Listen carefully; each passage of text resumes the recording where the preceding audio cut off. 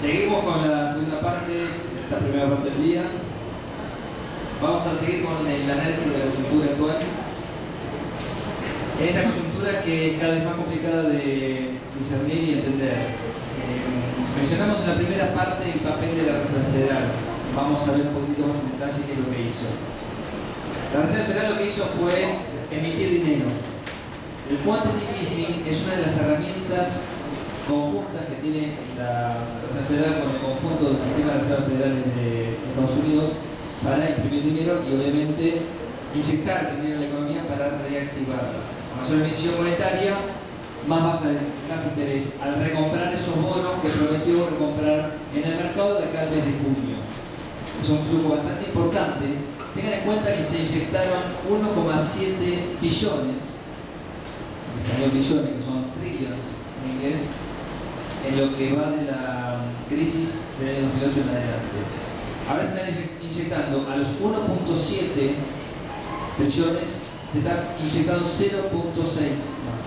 Pero además, estos 0,6 más vienen alimentados por el cobro de cupones y el cobro de intereses y amortizaciones de los bonos que ya están vigentes, más los que se van a recomprar, con lo cual va a generar un flujo de fondos adicional que la Reserva Federal se dijo que iba a inyectarlos dentro de la economía, recomprando más bonos, con lo cual el flujo en realidad no son 600, sino entre 800 y 900 mil millones de dólares aproximadamente. Eso depende también de la evolución de las tasas de interés en el medio. Las tasas, lo único cierto que hay hoy es que las tasas de interés, por lo menos de referencia, se van a mantener en niveles muy bajos. De lo que no se sabe es el impacto en la economía que puede llegar a tener este plan. Este es el análisis de un banco europeo que acertadamente expuso en una estrategia cómo iba a performar los distintos activos financieros. Me pareció interesante para ustedes para que entiendan el mecanismo de impacto en los mercados y los distintos activos financieros de poner más plata sobre la mesa, de seguir alimentando lo que muchos dicen que es una burbuja, lo que algunos dicen que es una ayuda necesaria. Este Quantitative Easing 2, la segunda parte de algo que ya vimos nosotros, es algo que la Reserva Federal emite para recomprar bonos y produce estos efectos en la economía. Fíjense el primer efecto sobre el rendimiento de los bonos. La idea es que al recomprar los bonos, las tasas bajen. Ustedes saben que hay un esquema en el cual esto es un sub y baja. Lo vamos a ver en la presentación de bonos, pero en donde los precios de los bonos, al tener una renta fija, cuando suben, bajan su rendimiento. Baja el rendimiento para aquel que entra después, para aquel que entra en este momento. Cuando ustedes ven en el mercado problemas y los bonos bajan, suben las tasas de interés y lo que hacen es balancear este equilibrio, que es un equilibrio de renta fija. Esto es para un bono argentino, esto es para un bono ecuatoriano, para el 2015, para el 2012. Esto es un bono para mercados emergentes que tienen un riesgo. En cambio, en los mercados centrales justamente pasa al revés, en donde nosotros asociamos bonos a riesgo, que es lo mismo que comprar una acción pero con un poquitito menos de riesgo. En cambio, los mercados centrales, cuya calificación es libre de riesgo, vamos a ver el papel de las calificadoras también cuando fijan y determinen esta calificación, van a ver ustedes que van a aumentar los precios de los bonos cuando las cosas se pongan firmes. Eso se llama flight to quality. ¿Escuchan? El flight to quality es el vuelo a la calidad. El vuelo a la calidad se produce cuando los inversores tienen miedo. Y cuando los inversores tienen miedo, los mercados van a lo seguro. Cuando van a lo seguro, hay un lugar específico que es compartido por todos los agentes del mercado, que es el lugar hacia donde se dirigen los fondos con el problema, que son los bonos del Tesoro Norteamericano AAA, y así como el resto de los bonos AAA que existen en el mundo. Si ustedes saben lo que es el G7, en el G7 todos los bonos son AAA hasta ahora. O sea, en el G10 no. En la Unión Europea, en la eurozona tampoco. España, por ejemplo, hemos visto el año pasado que ha perdido su grado de inversión triple, su rating AAA, su máximo nivel de rating. Y así le está pasando a muchos países de Europa que están cayendo sus calificaciones crediticias. Se inyecta dinero para comprar bonos. Al comprarse los bonos, las tasas de interés bajan. Las tasas de interés de esos bonos. Pero ese mercado sirve de referencia para todas las tasas de interés que existen en el mercado. Y a lo que apunta la Reserva Federal cuando emite dinero, recompra bonos, baja las tasas de interés de sus bonos, es a la baja de interés de los préstamos hipotecarios. Al bajar las tasas de interés de los préstamos hipotecarios, se está revertiendo este círculo vicioso que vamos a ver en un momento, que es la caída de los precios de las viviendas, la caída del endeudamiento de los individuos, porque tienen que las tasas pueden llegar a bajar, por lo tanto esperan un poquitito antes de tomar un préstamo y revierten un poquitito este ciclo que es vital para Estados Unidos, en el mercado inmobiliario. Está en una reversión importante en estos días. En el precio de las acciones esto no podría ser más que positivo. ¿Por qué? Por dos vías. ¿Quién me sabe decir la primera y la segunda? Porque saber que más productos, cuánto va a tener que hacerse más publicidad. Se supone que este dinero va a destinar a comprar bonos a alguien que los tiene. ¿Sí? Puede ser un fondo de pensión, puede ser un individuo, puede ser cualquiera. Va a tener más plata el individuo, fondo de pensión, esta inversión institucional, que puede dedicarlo a comprar otras cosas, por ejemplo acciones. Esa es una guía o mecanismo de transacción. La otra es el dólar. Al emitir, ustedes saben que la moneda tiene que resentirse. Cuando ustedes emiten dinero, y en este caso es una moneda muy particular, pero incluso siendo el dólar, se devalúa el dólar, se está emitiendo y se está devaluando el dólar. Al devaluarse el dólar le produce un efecto positivo a las acciones. ¿Por qué? Nosotros vimos el caso ante la pausa en la cual los commodities subían cuando el dólar se depreciaba. Y en este caso el dólar al depreciarse también produce un impacto positivo en las acciones. Porque generalmente las acciones son una cobertura frente a la inflación. ¿Por qué? ¿Qué es la inflación?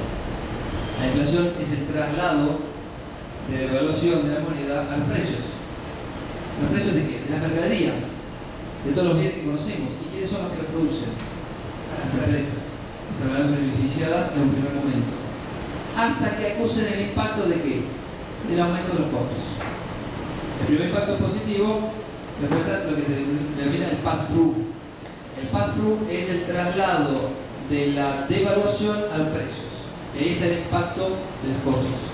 En Argentina nos hemos beneficiado enormemente del proceso devaluatorio que ocurrió entre el 2001 y 2005, les diría. A partir del 2006 se produjo un efecto negativo, que fue estabilidad del tipo de cambio con aumento en el precio, el aumento en los costos.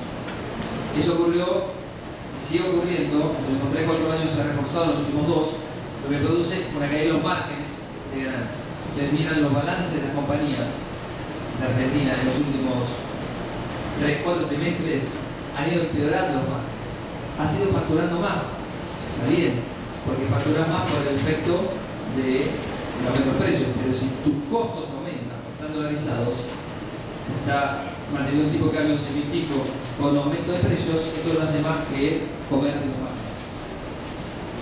El precio de las casas, obviamente, al disminuir el costo para entrar en el préstamo hipotecario, aumenta la accesibilidad al préstamo hipotecario para comprar inmuebles, casas. Eso produce un aumento de la demanda de casas o propiedades inmobiliarias que debe aumentar los precios. Se está tratando de mantener esta recuperación interanual que todavía existe en los índices de los precios de casas. Hay dos en Estados Unidos importantes. Vimos el impacto sobre el dólar, sobre el crecimiento del PIB real va a ser marginal. Muchos creen que esto va a salvar a Estados Unidos y esto no va a salvar a Estados Unidos. Porque hay un proceso que es mucho más difícil de describir, que es un cortocircuito entre más dinero y mayor demanda de préstamos.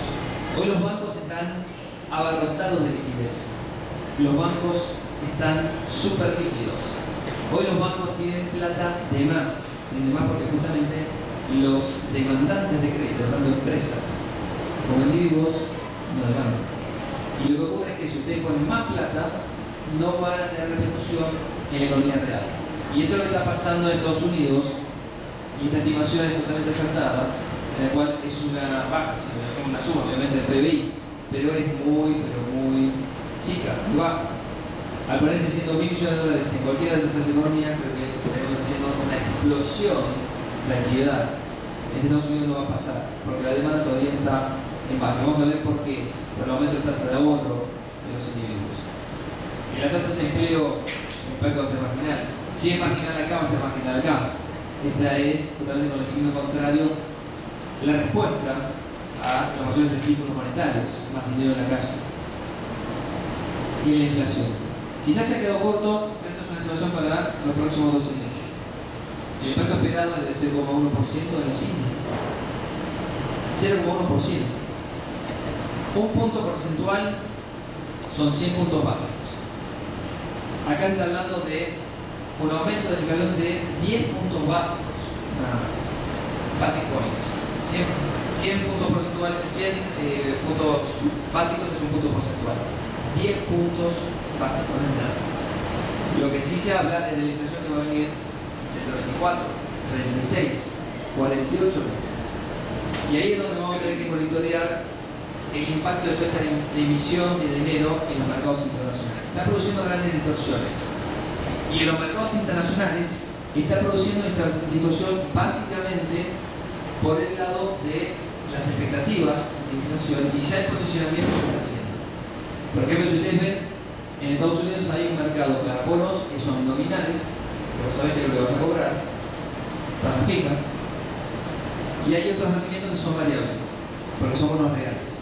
Es decir, te pagan un pico, 2% típicamente, más la inflación. Entonces vos ponés la estimación que tenés para los próximos 5 años, si supone 5 años, de inflación y te va a dar el rendimiento esperable. Bueno, esos bonos anduvieron subiendo mucho y no subió su tasa de interés, en la parte que fija. La expectativa del componente variable, que es la inflación, es mucho más alta hoy que hace 6 meses atrás. Cuando puso en la calle este plan, la Reserva Federal no hizo más que aumentar las expectativas de inflación. Hoy no hay inflación. Quede claro que la inflación está en los niveles más bajos hoy en Estados Unidos desde 1957.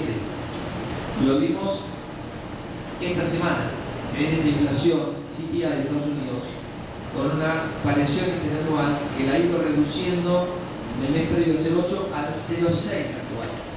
Era la inflación más baja de 1971, hoy es la inflación más baja de 1957. Lo que menos quiere la Reserva Federal es que haya deflación. Deflación. Es malo mucha inflación, es mala la deflación. Lo bueno que hace un poquitito de inflación. ¿Por qué es mala la deflación? ¿Por qué vía?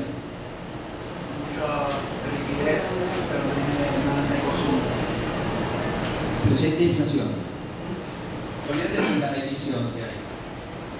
Entonces lo que ¿por qué hay deflación y es malo que haya deflación? Japón sufrió de los años 80 en adelante deflación. Hoy hay deflación en Japón. ¿Qué hacen los consumidores? ¿Qué hacen las empresas cuando hay expectativas de baja de precios? ¿Es bueno o malo? ¿Por qué es malo? Porque hay una especie de escasez de productos. No, al revés. Consumen de más. No consume. Si a vos te dicen que ese LSD,